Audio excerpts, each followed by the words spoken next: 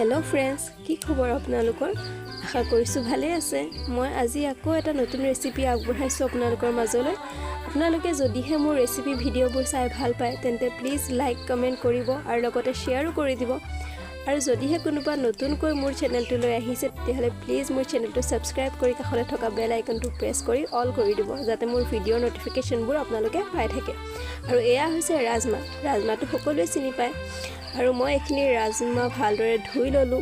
আৰু এতিয়া মই এখিনি কুকাৰত দিছো কুকাৰত দি পেলাই ইয়াতে দি দিছো মই ডাঙৰ সাইজৰ আলু দুটা এনেদৰে কিউব সাইজত কাটি লৈছো লগতে দিছো মই গৰম পানী আৰু দিছো ইয়াতে মই অকমান নিমখ আৰু এখিনি মই ভালদৰে লৰাই মই ঢাকন লগাই এখিনি মই 4টা মান সিটি আহিবলৈ দিম যেতিয়ালৈ সিটি আহে মই মছলাখিনি দেখুৱাই দিছো এখিনি হৈছে শুকান জলকীয়া মই পিছি লৈছিলো আদা নহৰু পিছি লৈছো ডাঙৰ সাইজৰ পিয়াজ এটা কেখিলামান তেজপাত লগতে জিৰা গুৰি দালচেনি আৰু ডাঙৰ ইলাচি এটা আৰু এফালে ডাঙৰ সাইজৰ বিলাহী দুটা মই পেষ্ট কৰি লৈছো 4টা সিটি দিয়াৰ পিছত মই কুকাৰটো খুলি লৈছো আৰু এই চকচোন মোৰ ৰাজমাখিনি ধুনিয়াছে হৈ গৈছে এনেদৰে হাতেৰে পিটিকি চাব যেতি ধুনিয়াকে ভাঙি যায় তেতিয়াহলে গম পাব যে একদম পাৰফেক্ট সিজিছে আলুটো দেখিছেনে মই দেখুৱাইছো একদম লাহেকে দিলতে ভাঙি গৈছে এনেকুৱা যদি হৈ যায় তেতিয়াহলে গম পাব যে পাৰফেক্ট হৈছে আৰু যদি অকমান টান যেন পায় তেতিয়াহলে আৰু দুটা সিটি দি দিব আৰু এতিয়া মই এইখিনি এটা ফুটা খৰাহিত এনেকে অজৰাই লৈছো আৰু ইয়াৰ পানীখিনি নেপেলাব এইখিনি আমি গ্ৰেভি হিচাপত ব্যৱহাৰ কৰিম আৰু এক্সট্ৰা পানী আমি ব্যৱহাৰ নকৰো এফালে মোৰ কেৰাহীখন গৰম হৈ গল কেৰাহীখন গৰম হোৱাত মই দি দিছো ডাঙৰ চামুচে এচামুচ তেল দুটা শুকান জলকীয়া পিয়াজ দালচেনি ইলাচি আদা নহৰু খুনা এইখিনি দি পেলাই মই ভালদৰে লৰাই লৈছো লগতে দি দিছো শুকান জলকীয়া যিখিনি মই পিছি ৰাখিছিলো সেইখিনিও দি দিছো জিৰা গুৰি দিলো হালধি গুৰি অকমান দিলো আৰু দিছো মই নিমখটো চেক কৰি পেলাই দিব আন্তাজ কৰি কাৰণ আগতে আমি যেতিয়া ৰাজমা বইল কৰিছিলো তেতিয়াও নিমখ দিছিলো গতিকে নিমখটো চেক কৰি পেলাই দিব এইখিনি ভালদৰে ভজা হোৱাত মই দি দিছো বিলাহী পেষ্টখিনি এইখিনি দি পেলাই মই ভালদৰে লৰাই ললো এতিয়া এইখিনি মই 5 মিনিটৰ কাৰণে ঢাকন মাৰি সিজিবলৈ দিম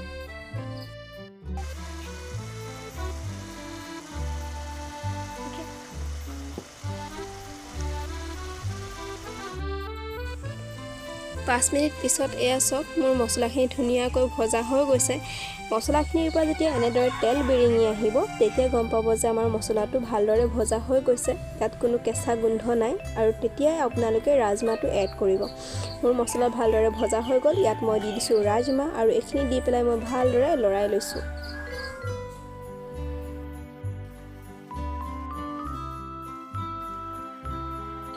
ৰাজমাখিনি দিয়াৰ পিছতে পানী দি নিদিব এখিনি আৰু অকমান দেৰি ভালদৰে মজাব লাগিব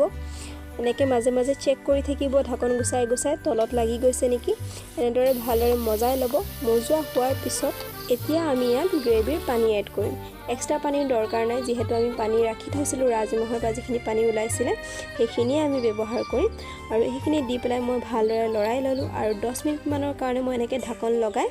সিজিবলৈ দিম চেক কৰি থাকিম মাজে মাজে যে তৰকাৰীটো কিমানটো ডাঠ হৈছে এই সব ইমানটো ডাঠ হলে পাৰফেক্ট হৈছে মানে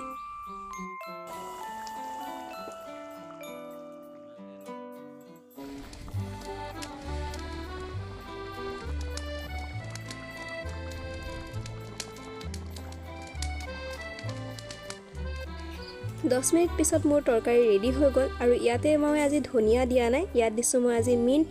আৰু এটো তৰকাৰীত ব্যৱহাৰ কৰে গতিকে আপোনালোকৰ তাত থাকিলে আপোনালোকেও দিব পাৰিব খাবলৈ খুবেই ভাল লাগে ফ্লেভাৰটো বহুত ধুনিয়া আৰু মোৰ তৰকাৰী ৰেডি হোৱাৰ পিছত মই এতিয়া বাটি এটা উলিয়াই দেখুৱাইছো এই দেখিছেনে থিকনেছটো দেখিছে গ্ৰেভিৰ এনেদৰে হলেহে খাবলৈ ৰাজমাটো বেছি ভাল লাগে আপোনালোকে ভাতৰ লগত বা ৰুটিৰ লগত এনেদৰে খাই চাব পাৰে এনেদৰে বনাব আৰু খাই চাবচোন ভাল লাগিলে ভিডিঅটো লাইক কৰিব তেন্তে আজিলৈ আহিছো বাই বাই